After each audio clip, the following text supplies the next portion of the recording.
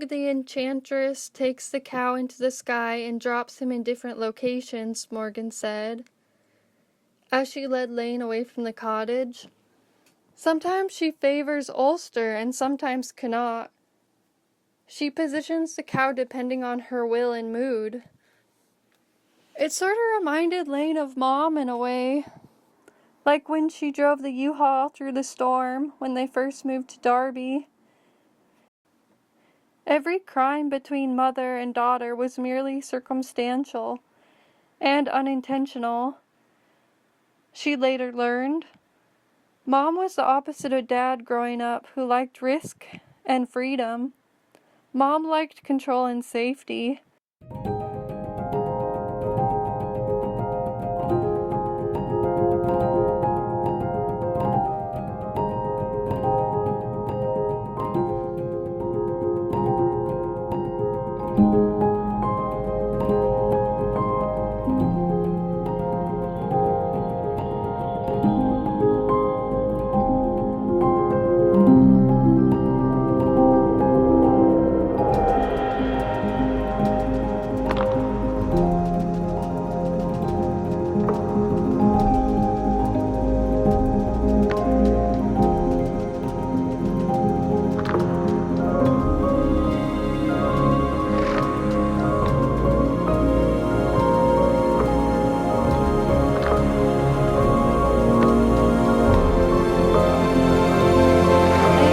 When they lived in Billings, there was a tornado warning and Mom wanted Dad to come inside to the basement, but he stayed out working on his car outside.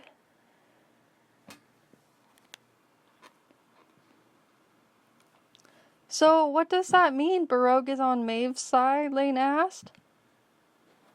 As I said, she's on no one's side, Morgan said, as they crossed a small stream and over a rock wall. Laine had a dirt filament under her fingernails. They were on a dirt path, and she liked being on a trail. Laine said, considering the Gates of Ulster, the game of fate, and how all these strange characters and the battle being fought revolved around the mysterious bull, Donn Cuailgne. Maybe she considered Mom like a tornado, not in her ability to destroy things, but in the haphazard path she took and the way she controlled so little while trying to control so much. Even so, the butterfly's wing was said to be able to alter the course of a tornado. What could Laine do? She could not change anyone. All she could do was continue to take small steps towards her goals, to get Donn back.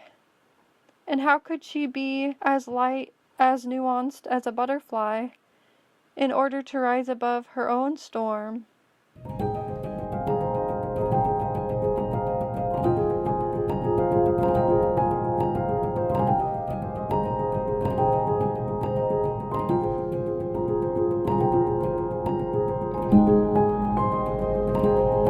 She thought back to when Max and she had been together. She had just moved back to the Bitterroot Valley and was working at the cafe.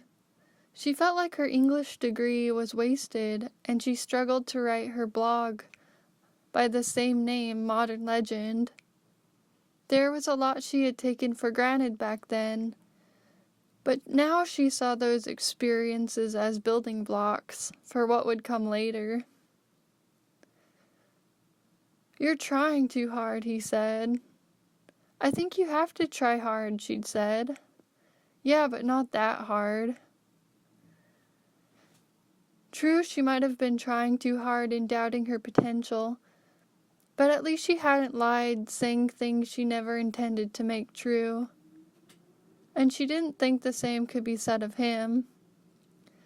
She was still trying hard, in fact, even in Boston, enduring, but she thought it was more towards the right things now, as this more evolved version of herself. "The game means nothing if you don't follow the rules," she said, thinking of the law of Gates, the warrior's code in ancient Ireland, where warriors were bound by their word and their word alone.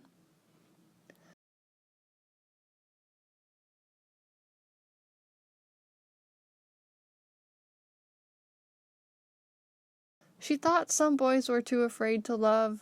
Many didn't know how, but the ones who pretended were the worst.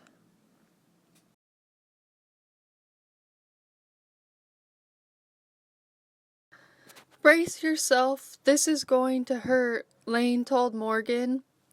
Heartbreak was like being zapped by an eel, run over by a bull, and being flung off one of the cliffs at the northernmost point of Ireland.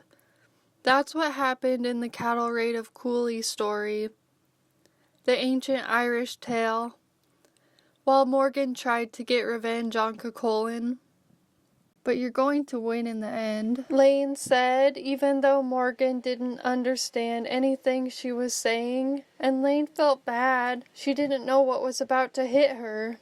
A half hour later, Laine and Morgan finally spotted Cuchulain.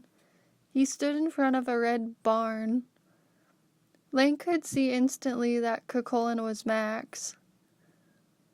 Cuchulain looked at home standing outside the falling apart barn with its chipped paint. She couldn't tell if it was his actual dwelling place or if it was just where he slept off his stupor. The barn looked like the same one Laine had passed many times on the walk around her apartment in Montana on Roman Hill, doing the Almany loop. It was about a 2-mile loop, and part of it was on a dirt trail. The potholed road made her car jump in places when she raced out of the driveway, late for work.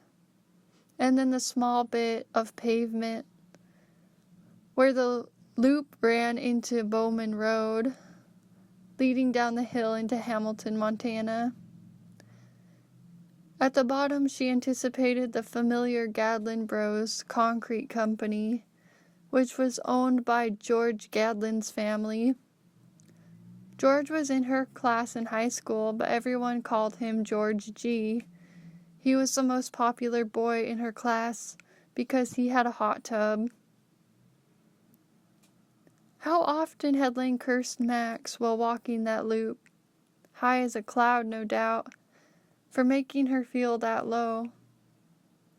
Yet she took it back. She didn't want anyone to feel that bad, no matter what they had done.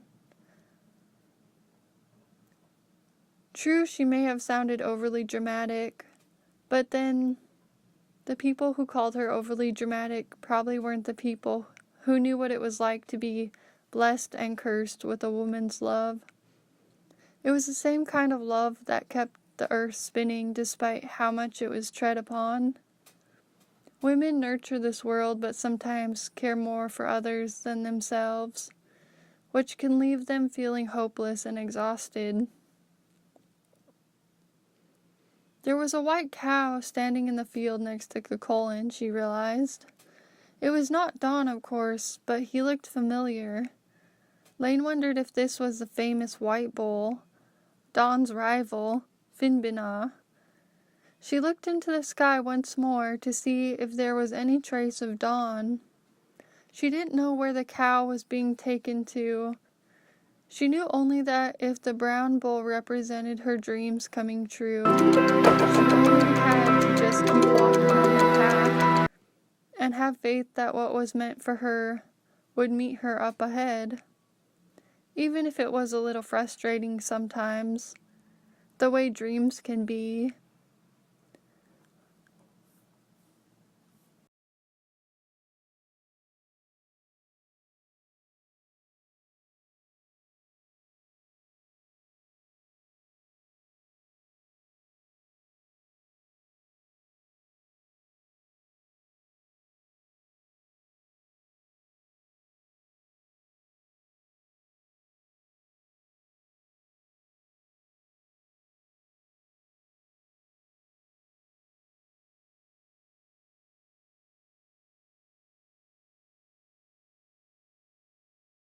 Whether they were the nighttime dreams she was trying to interpret, or the budding aspirations she held for her future. When Cuchulain realized Laine and Morgan were approaching, he looked over his shoulder. His back was to them because he was taking his morning leak. She was surprised to see many years taken off him as well as some weight. Though he was still chubby, he had a streak of black in his blonde hair because he was the teenage version of Max. This was kind of creepy, come to think of it.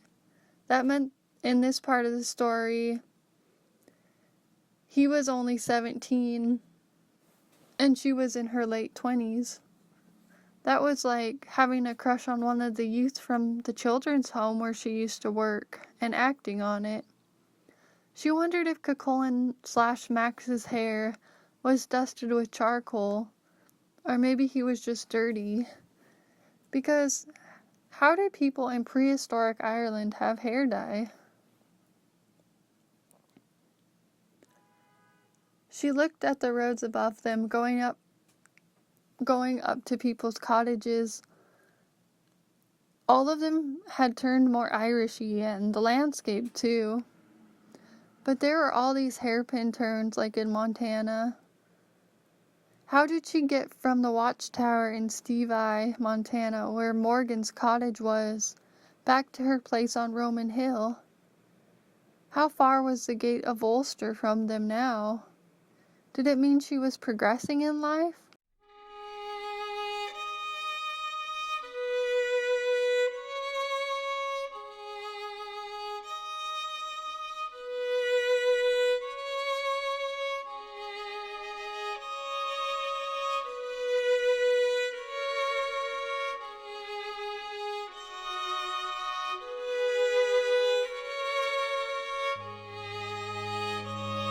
And why hadn't Cuchulain been watching the gate if he was supposed to be some great hero? It was all so confusing. The stuff of dreams. How could Montana be imprinted on ancient Ireland anyway? Come to that, how'd she get from being in Boston to Montana? It was a swirl of confusion, and in that confusion, she got an image of her standing at the bottom of the hill, at the coffee stand Bitterroot Bean, where Roman Hill met I-90, and she and Evelyn were getting a coffee, driving the children's home van. The barista put a chocolate-covered bean on top of each of their lids. They were on their way to pick up someone and singing along to the Lizzo song. "It's better not to know everything," Morgan said. "Surrender to trust." As much as she tried to understand her dreams, they outsmarted her. It was like God made them confusing on purpose, to frustrate her, but ultimately to make her happy.